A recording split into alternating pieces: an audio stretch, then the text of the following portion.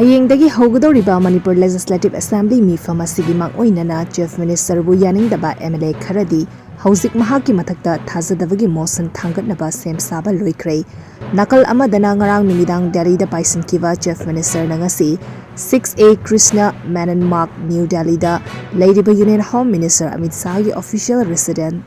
Ngasi Unnakhre. And Biren Singamadi Union Home Minister Amit Shah anigi marakta unnakiba aduda kari wari sanakibano haiba chapchana hauzik fawagi oiba khangbangamdri adungmakpu newtv na fangba yamna thazaba yaba pawgi likhun amagi matung inna and Biren Imphal da hek thunglabaga mahaki minister Khara Reshuffle Touraba Yaari lairi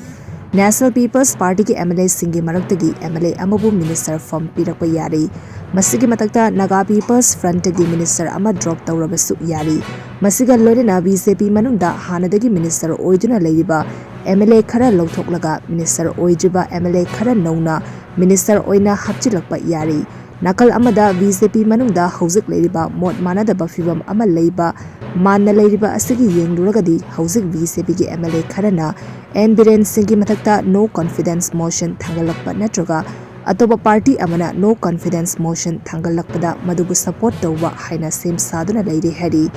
Cherak asida opposition Congress ki maikidagi and Biren singi mathakta no confidence motion thanganaba sem saduna laikre haina thazaba yaba mafundagi fangba paw amana hairi